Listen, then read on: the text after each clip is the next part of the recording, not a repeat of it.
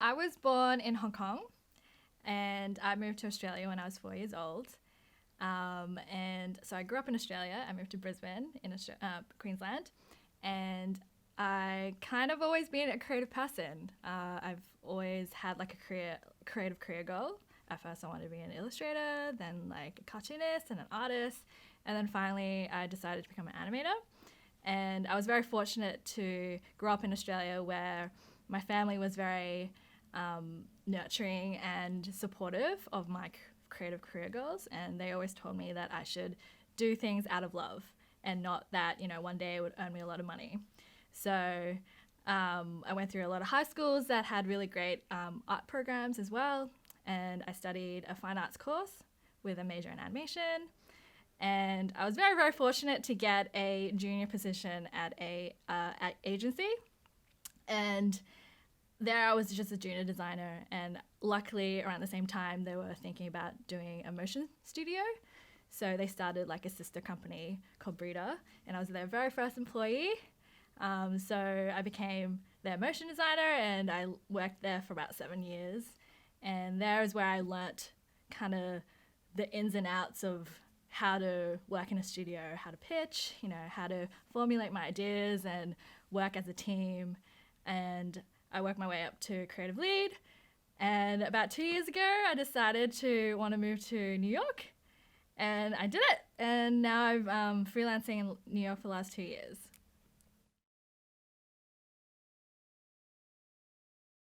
I think it just stems from the fact that I watched a lot of cartoons and a lot of TV when I was growing up. I loved watching television, and I've always thought it was cool if I could one day work in television. And I think I just never grew out of that. In terms of design, I think I was at a crossroads in university where I enjoyed a lot of aspects of design and was actually thinking of becoming a graphic designer rather than an animator because there were bits that I loved from each that I wasn't sure which path I wanted to take. And there was this one subject in university called motion design, and I'd never actually heard of that before. And so that was my introduction to it. And it had everything I loved about design and everything I loved about animation. And it was just through that one subject that I was like, yep, this is it. This is perfect for me. I would say a huge part of how I am is because of my mixed cultural identity. The fact that I was born in Hong Kong but then raised in Australia. So I have like two sides of me that I think is very unique and definitely helps me see that what I bring to my work is something that no one else can. Yeah. My typical day, if I'm booked on a project, if I'm booked on a project in New York, typically my client likes me to work on site. So it's great. Like I get to see how their studio is run, and I get to like pretty much insert myself into their team, and it's great to learn lots of different things that you wouldn't be able to learn if you were working remotely. And so it would kind of be like a normal day, I guess. But as a freelancer, you kind of get chucked into the deep end very, very quickly. So you kind of have to like think on your feet really quickly and learn to adapt as well because you're always, you're very rarely on a project from start to finish. So you're either on like the start or the middle or the end. So yeah, you kind of have to adapt. But then also working in New York, you kind of work really long hours as well. So my day would probably start work at like 10 and then end at like 7. And yeah, it's like, it's a very long day, but if you're working on something cool, it's totally worth it. The balance between life and work is always it's a struggle and a juggling act, and you kind of have to be really conscious to like make sure you don't only work. And I think living in New York is great because there are so many things that you can do outside of work. It's very cultural and it's very active, and there's so many events, so you're never short on things to do. And yeah, it you do have to take the time to like to chill out as well, to like not work and not go to all these events and just be by yourself and like chill out at a park or something. I would say travel is a big part of it. Yeah, and I've been very fortunate where like I have done a lot of travel even as a child because my parents were very active in taking me around and showing me lots of parts of Asia and stuff, and just seeing different countries and different cultures and seeing amazing architectural buildings and landscapes like that definitely feeds my inspiration, and also being able like now that the internet it makes it so easy to see everyone else whatever everyone else is doing, it's so easy to be inspired by people you look up to, and yeah, it's great. I chose New York because for multiple reasons. I think it also connects to the growing up on TV and movies, being New York being such a massive hub for it, and so many TV shows and movies that I watched as a kid were set in New York, and New York is also amazing for motion design, and also personally, um, from Brisbane, a lot of the typical move for people in Brisbane, if they're creative, is to move to Melbourne. And I'm like, I don't want to do that because everyone's going to do that. So I decided to, yeah, challenge myself and move to literally the other side of the world. I've been really fortunate as well because most of my clients come from word of mouth, people recommending me. And another big help is Working Not Working, which is a freelance site, and it's really really popular in New York and Los Angeles in particular. And yeah, a lot of agencies and studios find their freelancers off this site, and yeah, it's been very very helpful for me. I would say the reason why my work varies so much is because I like such a wide range of different projects. So I'm never feeling like I need to work in one type of project or another.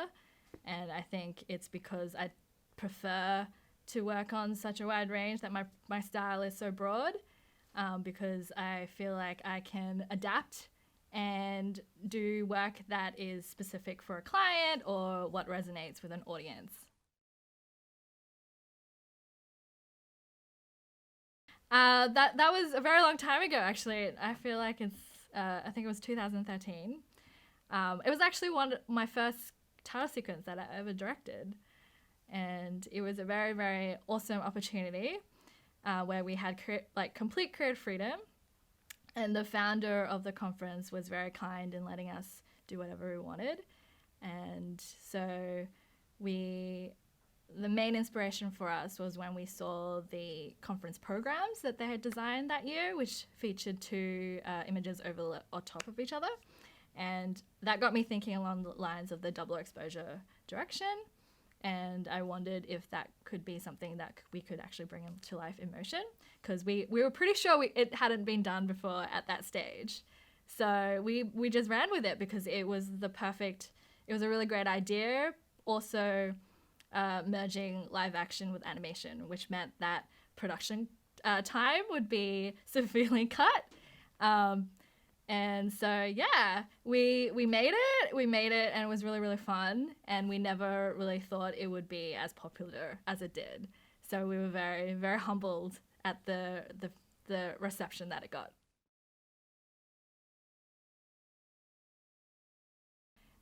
So I think that a lot of that came from the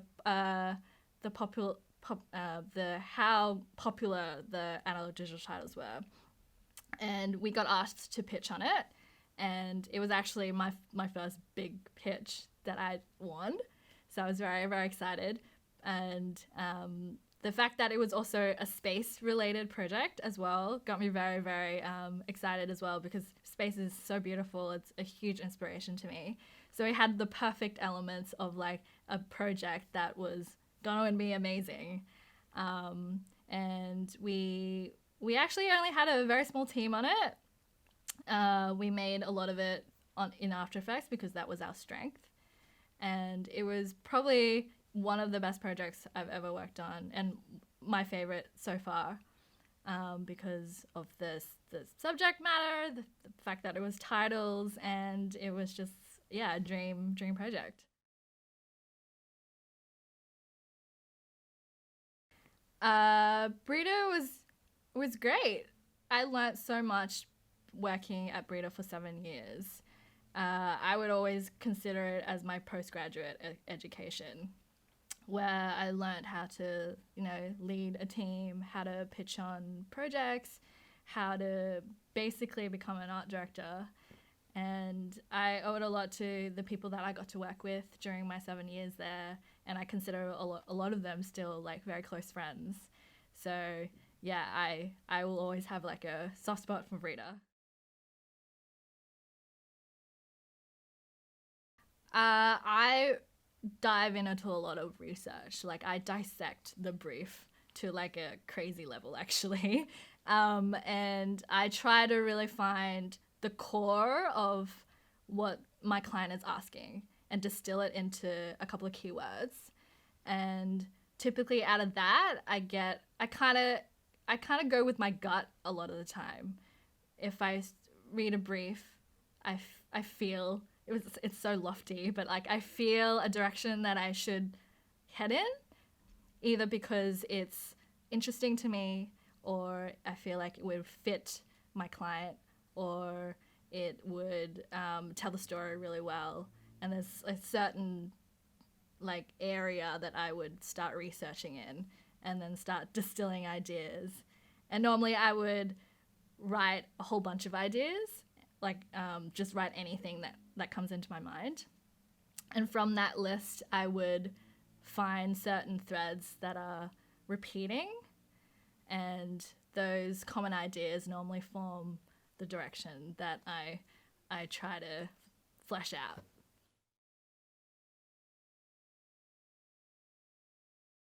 Most scary part, right now, being a freelancer, I think the scary part of that is always, wondering when the next job comes, because there's always an unknown. And I've been very fortunate where I haven't had that many times where I've been like, oh, I haven't been working for the last couple of weeks. So, no, it's been good on that side. But in terms of projects, what's scary is, I would say, creative blocks are always scary.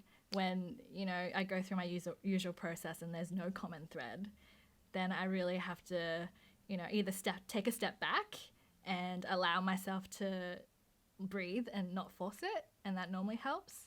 But yeah, it's that creative block is always going to be a challenge for everyone. Of course, like there's always going to be projects that you don't show on your portfolio. I think it's gonna be it's a norm for like everyone, and that's just how it is. Um, and there's a lot of projects that either don't work out in terms of the way you want, like it could have been better visually, or like conceptually wasn't that very strong, or it was for a client. Um, or the fact that it didn't get released in the world for some reason. So there's always going to be always going to be reasons why there are some work that you don't show to the public.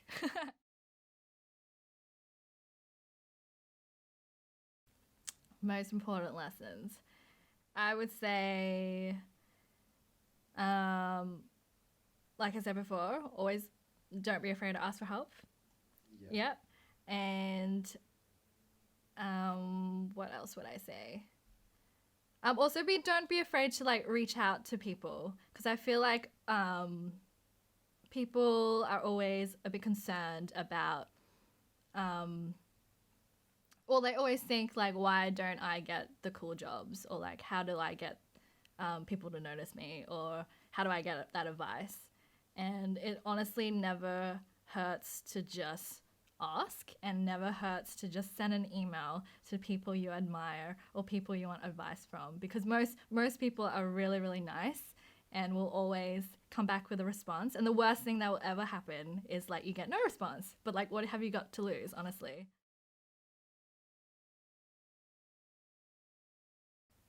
Yeah, that was an amazing honor to actually handpick the team I got to work with because I feel like it's so rare that you get that opportunity.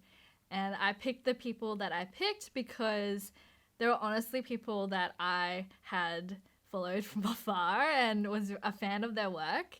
Plus the fact that I felt their aesthetic or their technique could have lent themselves something really unique into the project. Either it fit with my direction really well, or the fact that, I felt they could collaborate with each other really well.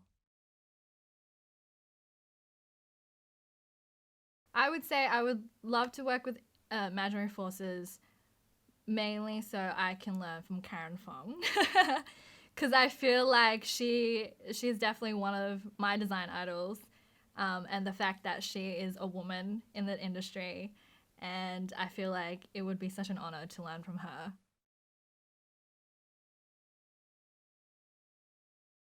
But the the the definition I give to motion design is basically it's graphic design that moves, which is like the lamest, but like also a definition that everyone understands because the foundation of motion design is design, and a lot of people kind of forget that and they think it's animation, but no, it's actually design.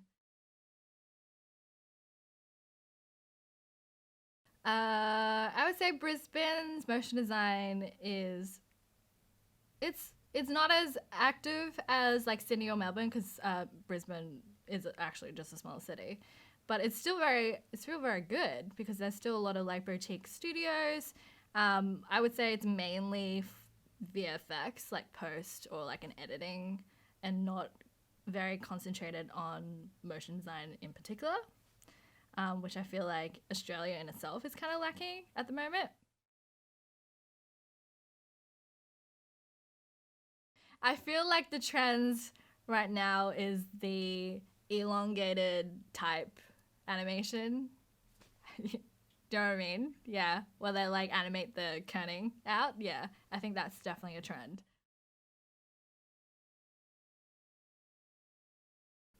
I would say don't feel like you need to rush into things. I think young designers have the idea that freelancing is like the goal and they should just start freelancing as soon as you graduate from university or college. And I feel like taking the time and finding a staff position for a couple years is very, very helpful because you learn a lot of things that you don't learn in school. And out of that, you can build yourself and find out your strengths and your weaknesses while working with a team solidly. And I think, yeah, definitely do that. Yes. I recently obviously really loved the Stranger Things titles a couple years ago. I my One of my favorite Patrick Clerc title is the Halt and Ceasefire titles. And then I also love the Dexter titles. That was one of the titles that I'm like every time I would watch it because it's just so amazing. And then what else do I like? I like the seven titles, obviously. They like the titles that started it all.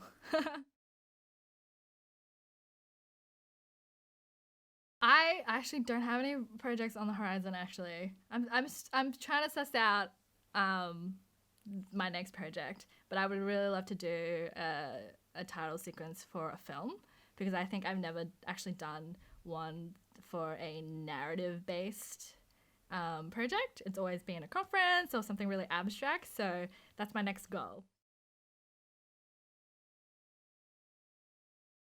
Actually, no. Um, a lot of people ask me that, but I have never really had that urge to form a studio of myself. I think mainly because I enjoy too much the creative side of things, and the thought of having to manage a business feels like it's a lot of stress, and managing myself is hard work enough. I feel like because there are screens everywhere, and screens are gonna become more ubiquitous in a couple of years, that motion design is gonna be a very valued uh, industry, because there's gonna be a need for uh, motion absolutely everywhere, and you can already see it. Like websites and UX design already find a lot of companies already find the value in motion design, and I feel like that's just going to keep expanding. Being a woman can in the motion design industry can be a challenge, because it's definitely very male dominated still. But I feel like in the last couple of years, because people have noticed it and because people have flagged it as an issue, that we're all taking, small steps into rectifying that. And I feel like we've turned the page, and I think the important part is to keep recognizing it and keep moving that conversation forward. And maybe slowly we'll get there, and that extends to outside of emotion as well. And hopefully, one day the whole world will be equal.